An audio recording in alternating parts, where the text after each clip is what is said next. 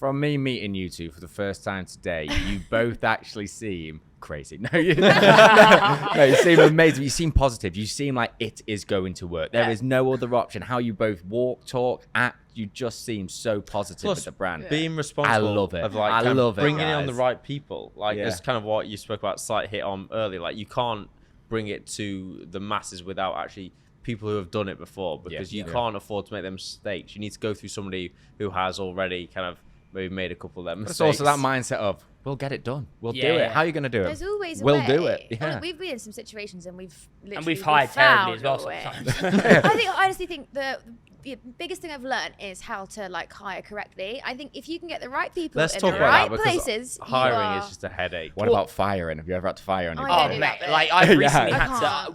I had to make like really sadly I had to make like 20 people redundant recently. Just because it was like we shut one of our stores, and obviously that has a team of like 15, and then we cut back some of our staff because head office, like we had a large head office, and that was obviously, you know, the economic climate at the moment is not where you want to be. And for us, it's like we can't spend to grow.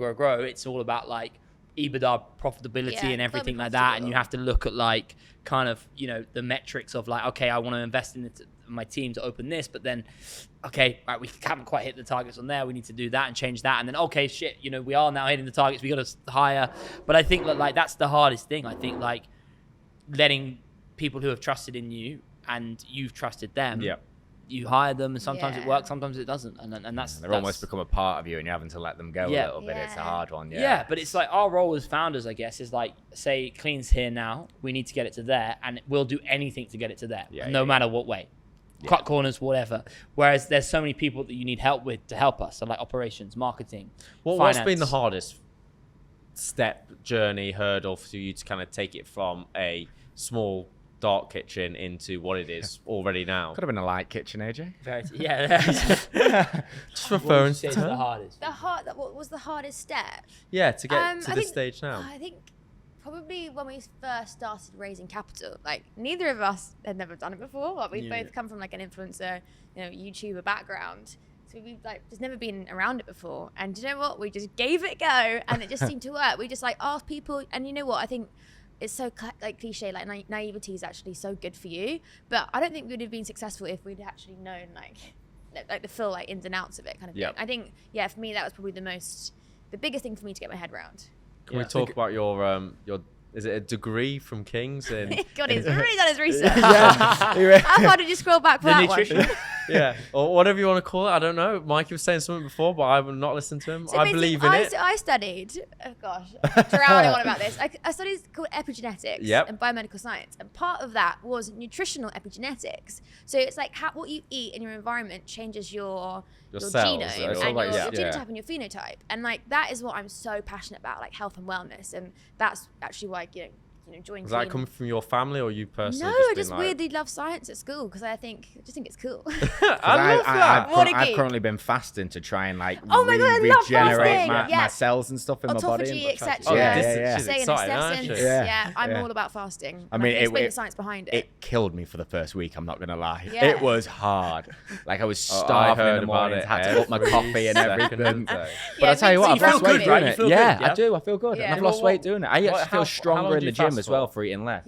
I try and do a window of between 17 to 19 hours. Yeah, that's the best. If you get to 18 hours, you basically create more stem cells. Depending on work, I try and get 17 to 19. It stops. This is the thing. You know, it produces more antioxidants. That's what I do every day. Yeah. Does it without natural fasting. There's always one, isn't there? I'll eat dinner at like 6 p.m. and then I won't eat again till 1 p.m. God, he does it. Yeah, that is like good. That is good, right? Yeah. Yeah, fair. Just a freak like that, you know what I mean? Yeah. But what's annoying is because we obviously do a lot together. He will, if I eat the same amount as him, he's half the size of me. He will moan at me if I eat more and I'm on a diet. He will, I'm like, I'm double the size of you, AJ. I need more food anyway. No, he makes it sound like my brother. That's why. Brother and business partner. It's like, I want to lose weight and I'm losing. First thing he told you today was like, I'm on a health kick, wasn't he? He attacked you with it, and I said to Mitch, I was like, Kurt's telling everybody. Fine, I won't talk about it. Yeah. 2 stone, is it, Kurt? Yeah. I'm proud of it, all right? Same. Good. You look a bit good. hot in here now. But sorry, back to you. Back to what I'm the studying, yeah. So I did study a lot of nutrition, like metals, and I did loads of nutritional modules. So I know a lot more about nutrition than people actually think. And it's great. Everyone's like, did you use your degree? You know, you're never going to use biomedical science. It's like, well, I actually do use it a lot. Tomorrow, we're recreating our smoothies. So we're putting like vegan collagen in there, loads of antioxidants. So yeah, I feel quite privileged to be able to do that. Yeah, because that's actually a good point. Because obviously, like being vegan, like people think, oh, you're not going to get your protein, or it's a big carb-heavy diet, or you're not getting all of your 30 plants should have to eat a week. Yeah, do you need to eat like 30 microbiome. different? Well, I mean, if you strive for that, you're gonna have like the best microbiome ever, which is just. I mean, it's hard to do that, but like coffee is considered a plant, you know, mint, etc. in your diet. So yeah, that's why being plant-based is so good for you, because it's full of antioxidants. It lowers cancer risk. Stops cellular senescence. You're actually going to live longer. But you have to think about like putting an extra bit of protein and stuff in your food, or like omega-3 and different like oils and stuff like this. I was actually raised like vegetarian, so I've never eaten an actual like dead animal before. Ever? Never. My mum gave me like a bit of fish like growing up, but like I've never had like. See, now and again you might have a little bit of fish. I really try. So like when we were in Dubai, right? When we were in Dubai, we kept on getting invited out for somebody dinner. lied to it. It's just but like we were invited to some beautiful restaurants like Zuma and all of these kind of places and. You know, big sushis and Verity has to go, look, guys, like, tonight I'm not vegan. No, they bring out this fish, and I was like, I can't see it. Like, it actually really affects me. I really try my hard to be like fully vegan, and I really back that. But yeah, it's hard. That's why Clean Kitchen exists. Yeah. But yeah, you have to get your right amount of protein in, and I feel like that. I think even in my body shape, I've seen like a massive transformation. If you up your protein intake, it's just so much easier to like increase your metabolism. Like you work out better in the gym. Yeah, it's good for your brain as well. Oh, yeah, exactly. All the building blocks, isn't it? Yeah. That's the thing. Okay, the one thing I want to talk about is like it's Clean Kitchen Club. So we're dropping the club actually. Oh, so we're going for it. Yeah, we're doing this up a little bit, and we're actually dropping sad the about club. that one. I'm sad about that one. We are dropping the club. Why? What's that? Yeah. We initially did it because I tell you the story. Quite like a club vibe. So I don't mean in here, but just like knowing that you're part of the Clean Kitchen But club. we used to have like the gang. like Do you want to be part of the club? Yeah, please. You got to do the secret handshake to be part of the club. Oh, that's what you're after. Yeah, I won't get it on camera. No one can know. we just Do you decided. actually have a secret handshake? No. Ours is that. But like, I just think we're changing to more Clean Kitchen, just Clean Kitchen. Yeah. We all call it Clean Kitchen. And like we went a bit corporate at one stage, and they were like, oh, let's call our staff clubbers, and I'm like, oh god, that's really bad. Well, on that note, we can drop the club. Hey, clubbers, let's go. And I'm like, no, please, no. Thankfully, you didn't do that because my response would be that 80% of the people. Yeah. Hey, clubbers, like, and no. like club houses. Yeah. So we just decided we're dropping the club as of now. Yeah, as of now. But you could have kept the club These and are then the brought last out like a odds that we members got. card, and if you're part of the club, you get a discount. I think that we have an app and stuff like that. So, but it's just So you get the discount if you'd invested. Yeah, the Cedars. true. Yeah, the Cedars investors. It's not too late. I mean, if you want to put some money in. Is it not? No. Oh, I'll have to think about that. No, but that's the thing. We obviously, when we raised on our Cedars round, like you have to do perks for everyone. So like, I think there's a really cool like kind of scheme, I guess, where it's like. So I think like who did it? But Brewdog do it really, really well. And they build a community. And basically, when we opened this store, it was packed because we had 500 of our investors who put in a little bit of cash and like who get involved. And I think that's the best thing about like building a community through crowdfunding, I suppose. So, Did you find that PR through crowdfunding was really good because you can get to so many more people like that? They are really like hubs. I use Crowdcube quite a lot more than Cedars for other companies. And I find that you get such a PR buzz like overnight, especially when it's something that people are usually passionate about, whether it be vegan or health or fitness or EVs at the minute. It's like, it's crazy. Yeah, I think so. I'm a massive fan of crowdfunding. I mean, it takes more work than it does just to get like a few angel investors or like, someone like that. Like, because you've got to deal with all these people and go through the FCA, etc., and create a video and whatever. I was dealing with that back end of it, and it did take Did you add a your lot. science in there? Yeah. I did put some science in there, There we go. But I think that the buzz it gives around it and the support you get and like just the messages you get, it's just you create the club, which we now don't have. I'm a massive fan of crowdfunding, and I think people should really do it. Yeah, that's the thing. Like, if you want to raise capitals, like as a business owner, just tell everyone, because like you post it out, and you like put little things on in your Deliveroo boxes or everything like that, and it finally like there's a really cool story about a major A-lister who's invested. I can't say who it is, but it's like one of the biggest stars in the world, right? Drop a clue. Oh, right, yeah. And so I'll tell you after. I can't say. We'll talk afterwards. Yeah. Like I can't say who it is, but it's a superstar. And we're so fortunate to have him on board. And he? Yeah. It's Drake, okay? No, I'm joking.